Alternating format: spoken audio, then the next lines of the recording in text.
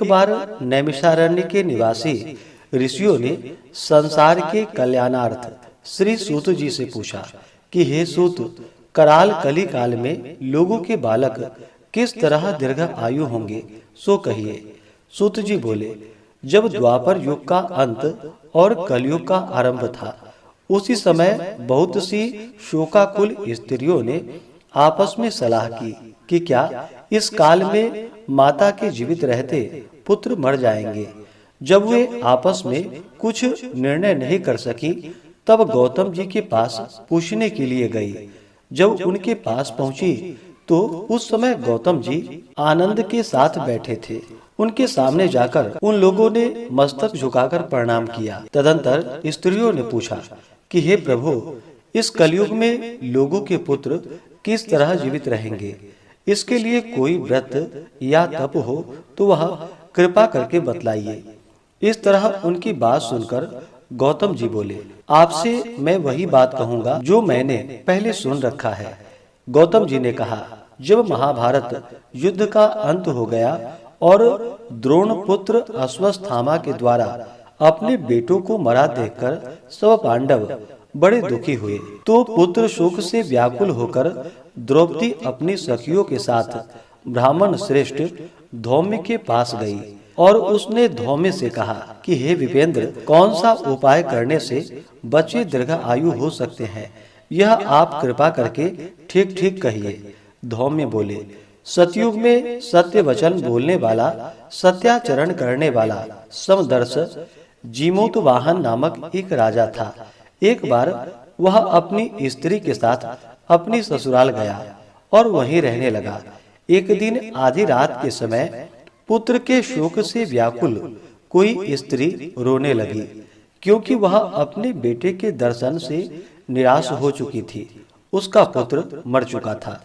वह रोती हुई कहती थी कि हाय, मुझ बूढ़ी माता के सामने मेरा बेटा मरा जा रहा है। उसका रुदन सुनकर राजा जीमूतवाहन का मानो हृदय विदीर्ण सा हो गया। वह तत्काल उस स्त्री के पास गया और उससे पूछा, तुम्हारा बेटा कैसे मरा है।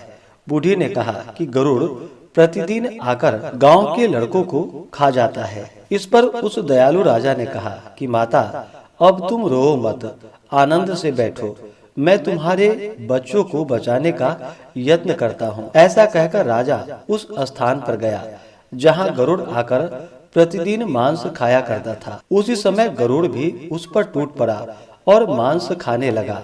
जब अतिशय तेजस्वी गरुड़ ने राजा का बायां अंग खा लिया, तो झटपट राजा ने अपने दाहिने अंग फेर कर गरुड़ के सामने रख दिया। यह देखकर गरुड़ जी ने कहा, तुम कोई देवता हो, कौन हो? तुम मनुष्य तो जान नहीं पड़ते। अच्छा, अपना जन्म और कुल बतलाओ। पीड़ा से व्याकुल मन वाले राजा ने कहा कि हे पक्षीराज, इस तरह के प्रश्न करना व्यर्थ है। तुम अपनी इच्छा भर मेरा मांस खाओ। यह सुनकर गरुड़ रुक गए और बड़े आदर से राजा के जन्म और कुल की बात पूछने लगे। राजा ने कहा, मेरी माता का नाम शैब्या है और मेरे पिता का नाम शालिवाहन है। सूर्य वंश में मेरा जन्म हुआ है और जीमूतवाहन मेरा नाम है। राजा की दयालुता देखकर गरुड़ ने कहा कि हे महाभाग, तुम्हारे मन में जो भी अभिलाषा हो वह वर मांगो।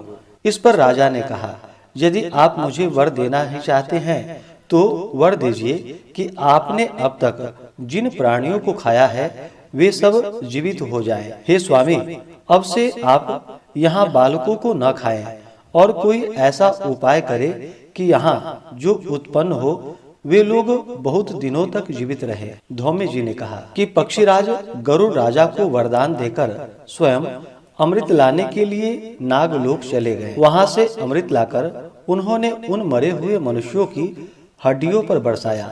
ऐसा करने से लोग जीवित हो गए जिनको कि पहले गरुड़ ने खाया था। राजा के त्याग और गरुड़ की कृपा से वहां बालों का बहुत कष्ट दूर हो गया। उस समय राजा के शरीर की शोभा दूनी हो गई थी। राजा की दयालुता देखकर गरुड़ ने फिर कहा कि मैं संसार के कल्याणार्थ एक और वरदान दूंगा। आज आश्विन कृष्ण सप्तमी से रहित शुभ अष्टमी तिथि है। आज ही तुमने यहाँ की प्रजा को जीवन दान दिया है।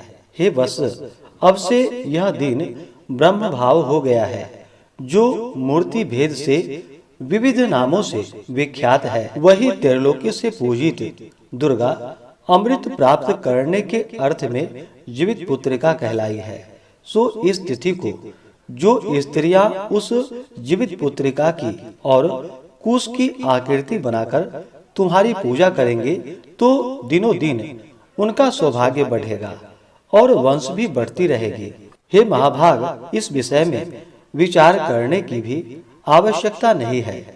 हे राजन, सप्तमी से रहित और उदया तिथि की अष्टमी को व्रत करे, यानी सप्तमी वृद्ध अष्टमी जिस दिन हो उस दिन व्रत न करके शुद्ध अष्टमी को व्रत करे और नवमी में पारण करे। यदि इस पर ध्यान न दिया जाए तो फल नष्ट हो जाएगा और सौभाग्य तो अवश्य ही नष्ट हो जाएगा।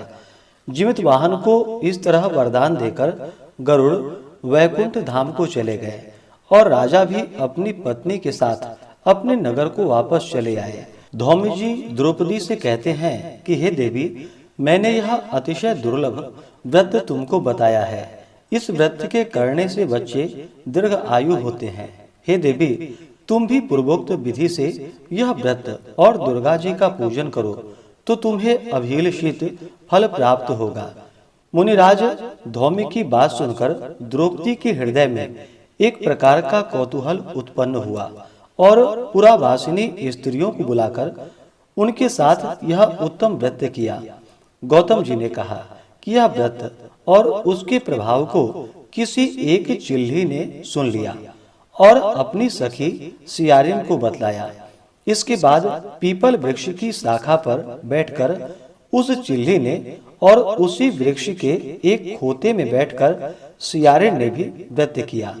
फिर वह चिल्ली किसी उत्तम ब्राह्मण के मुख से यह कथा सुन आई और पीपल के खोते में बैठी हुई अपनी सखी को सुनाया। सियारिन ने आधी कथा सुनी ही थी कि उसे भूख लग गई और वह उसी समय शव से भरे हुए शमशान में जा पहुंची। वहां उसने इच्छा भर मांस का भोजन किया और चिल्ली बिना कुछ खाए पिए रह गई और सवेरा हो गया। सवेरे वह गौशाले में गई और वहां गौ का दूध पिया। इस तरह नवमी को उसने पारण किया। कुछ दिनों के बाद वे दोनों मर गई और अयोध्या में किसी धनी व्यापारी के घर में जन्मी। संयोग से उन दोनों का जन्म एक ही घर में हुआ, जिसमें सियारिन बड़ी हुई और चिल्ली छोटी। वे दोनों सभी शुभ लक्षणों से युक्त थी, इसलिए बड़ी लड़की काशीराज की और छोटी उनके मंत्री के साथ ग्राह्यपत्य अग्नि के सामने विधि पूर्वक ब्याही गई।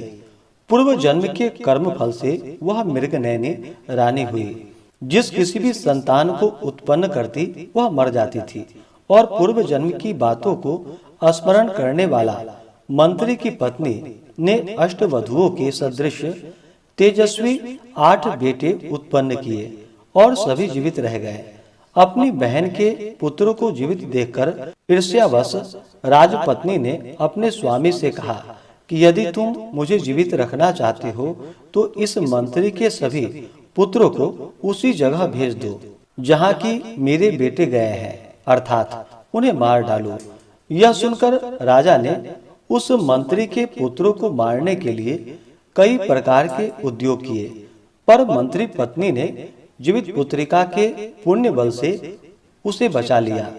एक दिन राजा ने अपने आदमियों से उन पुत्रों का सिर काटकर पिटारी में रखवाया और वह पिटारी उनकी माता यानी कि मंत्री की पत्नी के पास भेज दिया। परंतु वे 8 सिर बेशकीमती हीरे जवाहरात में बदल गए और भले चंगे हो 8 लड़के अपनी माता के पास वापस चले गए। उनको जीवित देखकर राजपत्नी को बड़ा विस्मय हुआ। अंत में वह मंत्री की पत्नी के पास आई और उसने पूछा कि बहन, तुमने कौन सा ऐसा पुण्य किया है जिससे बार बार मारे जाने पर भी तुम्हारे बेटे नहीं मरते हैं। इस पर मंत्री की पत्नी ने कहा कि पूर्व जन्म में मैं चिल्ली थी और तुम सियारिन। हमने और तुमने साथ साथ जीवित पुत्रिका का व्रत किया था। तुमने व्रत के नियमों का भली भांति पालन नहीं किया था और मैंने किया था। इस दोष से हे बहन तुम्हारे बेटे नहीं जीते हैं। ओ राजरानी, अब तुम भी वह जीवित पुत्रिका का उत्तम व्रत को करो तो तुम्हारे बेटे भी दीर्घ आयु होंगे। मैं तुमसे सच सच कह रही हूँ।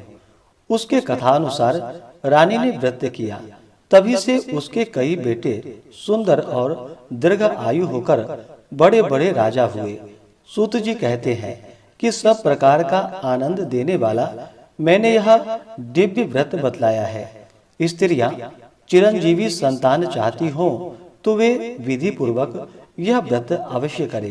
तो बोलिए प्रेम से राजा जीवुतवाहन की जय, जितिया माता की जय।